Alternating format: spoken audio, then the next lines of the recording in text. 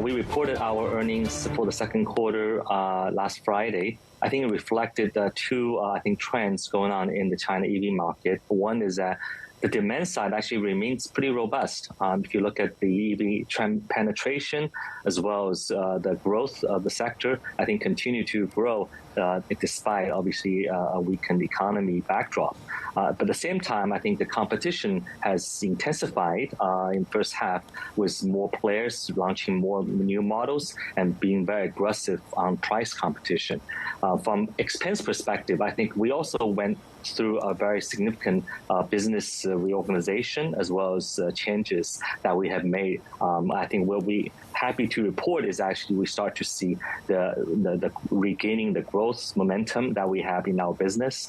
If you look at the first half, we actually have had monthly delivery growth on a month-by-month basis for 6 consecutive months. And also, if you look at our forecast or guidance for the third quarter, we're going to continue to grow our scale and delivery numbers.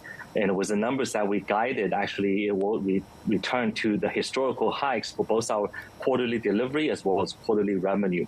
At the same time, I think we also start to see there's very significant competition in the business that makes sure that requires very aggressive pricing as well as aggressive efficiency in order to compete.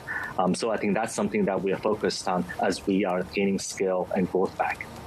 Brian, that's the one thing that I wanted to ask you. Because of the prevailing conditions and because the price cuts are continuing to come on from not just yourselves but a lot of the other car makers, how long do you think it's going to take to get your vehicle margins back into positive? Or is that something that you're willing to set aside for now in order to drive volume?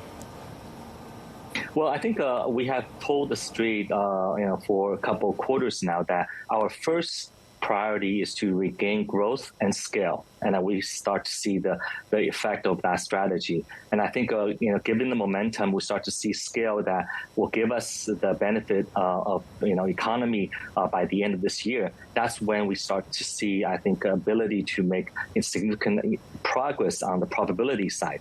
With increasing growth and scale, we also start to see very positive effect on our cash flow positions. For example, we actually are forecasting for this entire second half of this year will turn into operating cash flow positive, which is a very important milestone for the company. But in order to gain better profitability, we also have endeavored to spend a lot of time on cost cutting. We have also guided the street that by later next year, we expect our total vehicle BOM cost to be reduced by up to 25%. That will give us a big tool to increase profitability as well. Brian, the market got really excited when the partnership with VW was announced, a $700 million investment, giving them a just under 5% stake. You guys are going to be launching 2 EVs into the Chinese market. When do you expect that to happen?